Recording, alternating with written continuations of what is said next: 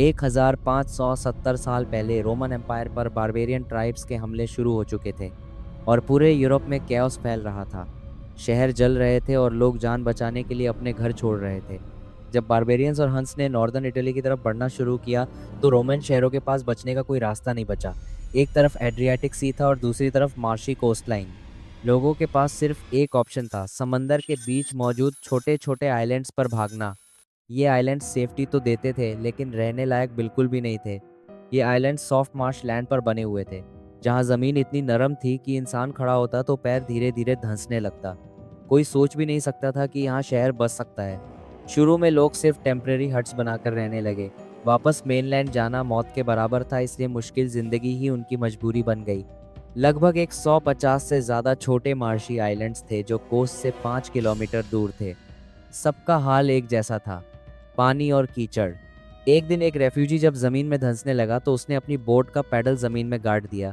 कुछ फीट नीचे जाकर पैडल एकदम सॉलिड लेयर में अटक गया। यहीं से उन लोगों को आइडिया मिला कि जमीन के नीचे एक हार्ड लेयर मौजूद है। अगर उस तक पहुंच जाया जाए तो स्ट्रॉन्ग फाउंडेशन बन सकती है।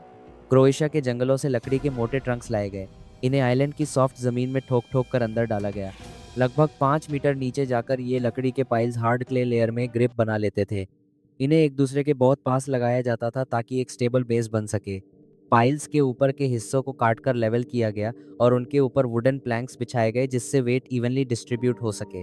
इस वुडन बेस के ऊपर लाइमस्टोन के ब्लॉक्स रखे गए ताकि फाउंडेशन पानी के लेवल से ऊपर आ सके। नीचे लकड़ी और ऊपर पत्थर का कॉम्बो काफ़ी स्ट्रॉन्ग था। पानी के अंदर रहने वाली लकड़ी धीरे धीरे फूलकर और ज़्यादा टाइट हो गई। ऑक्सीजन न होने की वजह से लकड़ी सड़ी नहीं। इसी वजह से 1000 साल पुराने वुडन पाइल्स आज भी वेनिस का पूरा वेट संभाले हुए हैं। फाउंडेशन के बाद बिल्डिंग्स बनाना शुरू हुआ। पहले लकड़ी के घर बने लेकिन फायर का रिस्क बहुत ज़्यादा था। बाद में ब्रिक्स का यूज़ शुरू हुआ। बिल्डिंग्स को हल्का रखने के लिए ज़्यादातर घर 3 फ्लोर्स से ऊपर नहीं बनाए गए। ब्रिक्स के बीच लाइमस्टोन पाउडर से बना स्पेशल मॉर्टर यूज़ किया गया जो स्ट्रॉन्ग भी था और फ्लेक्सिबल भी।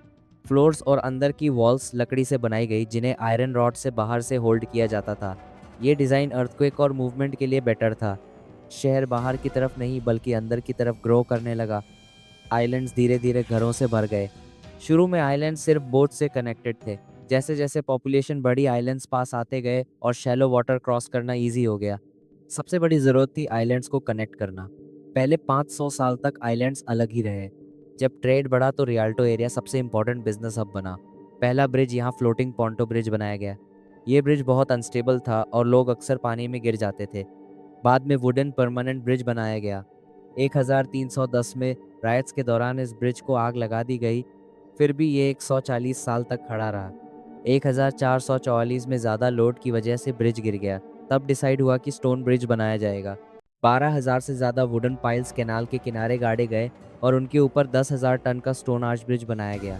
ये रियाल्टो ब्रिज इतना सक्सेसफुल था कि पूरे वेनिस में स्टोन ब्रिजेस बनाना शुरू हो गए। वेनिस में रोड्स नहीं बल्कि सिर्फ कनाल्स बने। ट्रांसपोर्टेशन का मेन जरिया बोट्स थी। इस सिस्टम का फ़ायदा ये था कि गुड्स शहर के हर कोने तक ईजिली पहुंच जाते थे बिना ट्रैफिक के। वेनिस की लोकेशन ने उसे यूरोप का ट्रेडिंग सुपर पावर बना दिया। एड्रियाटिक सी के एंड पर होना एक बड़ी एडवांटेज थी। मिडिल ईस्ट और ईस्टर्न यूरोप से गुड्स शिप्स के जरिए यहीं आते और यहीं से वेस्टर्न यूरोप जाते। बिजनेस के साथ पॉपुलेशन बढ़ी और सबसे बड़ी प्रॉब्लम बनी फ्रेश वाटर की। चारों तरफ समंदर था लेकिन पानी पीने लायक नहीं। इंजीनियर्स ने रेन वाटर हार्वेस्टिंग का एडवांस सिस्टम बनाया जिसमें सैंड और स्टोन से नेचुरल फिल्ट्रेशन होती थी। 600 से ज़्यादा फिल्टर वेल्स बनाए गए जिन्हें कई घर मिलकर यूज़ करते थे।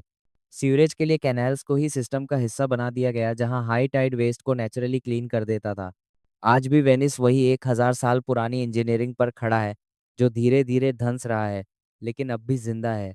ये शहर सिर्फ ब्यूटी नहीं बल्कि ह्यूमन इंजीनियरिंग और सर्वाइवल का लिविंग प्रूफ है।